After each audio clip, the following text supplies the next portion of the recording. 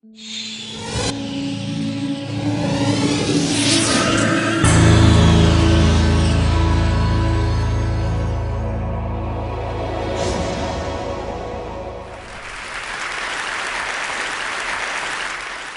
everyone. I'm an artist and a dad second time round. Thank you. And I want to share with you my latest art project. It's a children's book for the iPad. It's a little quirky and silly. It's called Pop It. And it's basically about the things that little kids do with their parents. So this is about potty training, as most of you, I hope, know. You can tickle the rug. You can make the baby poop. You can do all those fun things. You can burst bubbles. You can draw, as everyone should. But, you know, I have a problem with children's books. I think they're full of propaganda.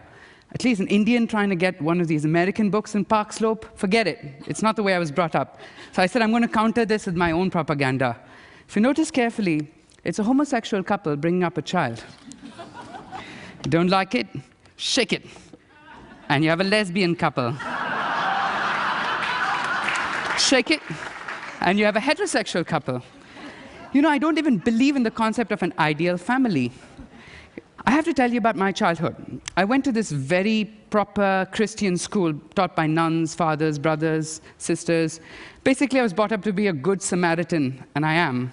And then I'd go at the end of the day to a traditional Hindu house, which is probably the only Hindu house in a predominantly Islamic neighborhood.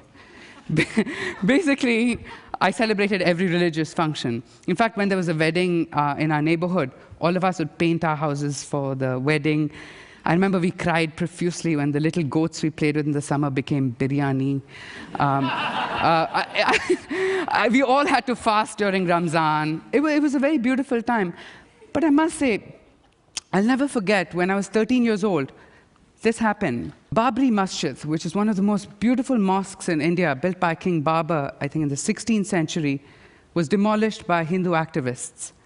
This caused major riots in my city, and for the first time, I was affected by this communal unrest. My little 5-year-old kid neighbor comes running in, and he says, Rags, you know, the Hindus are killing us Muslims, be careful.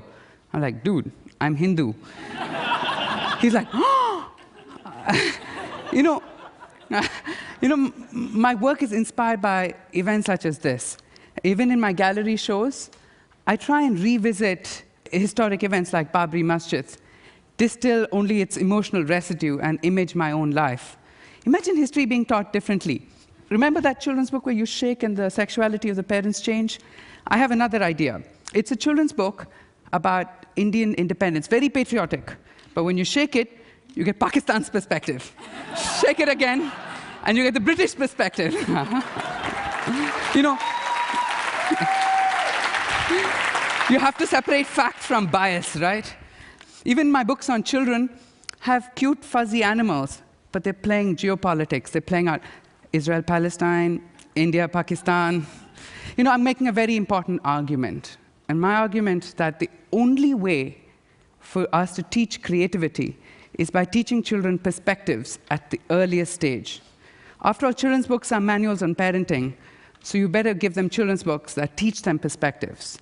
And conversely, only when you teach perspectives will a child be able to imagine and put themselves in the shoes of someone who is different from them. I'm making an argument that art and creativity are very essential tools in empathy. You know, I can't promise my child a life without bias. We're all biased. But I promise to bias my child with multiple perspectives. Thank you very much. Thank you. Thank you.